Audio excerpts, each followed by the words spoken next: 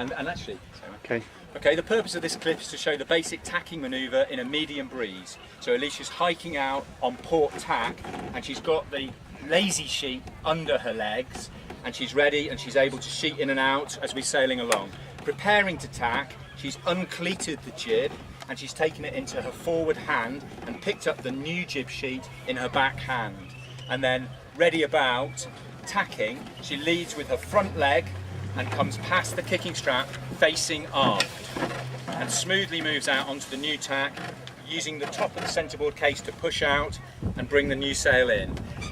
She may or may not use the cleat on the far side. That's the basic tack in medium winds. Nice one. The purpose of this clip is just to show the position for tacking in light air. Notice how Alicia's now in the middle of the boat and she could be pushing to leeward.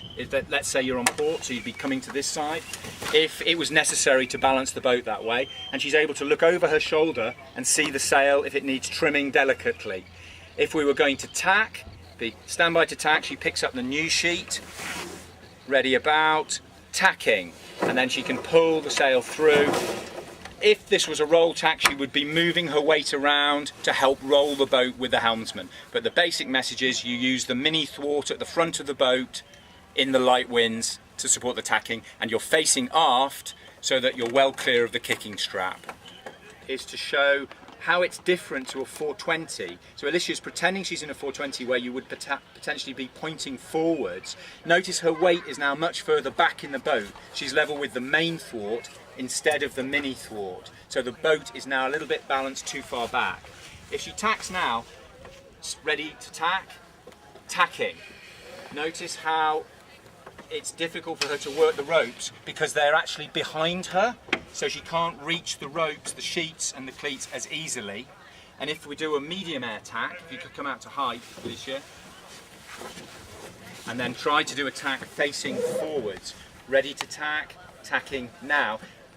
Notice how it's awkward for her to get past the kicking strap because she's trying to face forward. So an advice for 420 sailors is face aft when you're sailing in a Firefly and you'll find the tack easier. Okay, the purpose of this clip is just to show the basic crewing positions on a reach. So it's windy, Alicia's hiking out and she's trimming the jib and able to see the jib clearly. So a standard position.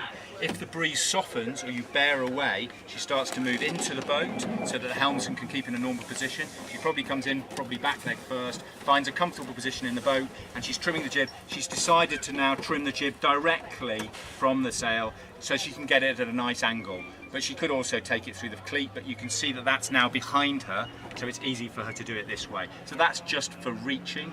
The purpose of this clip is to show us turning onto a run.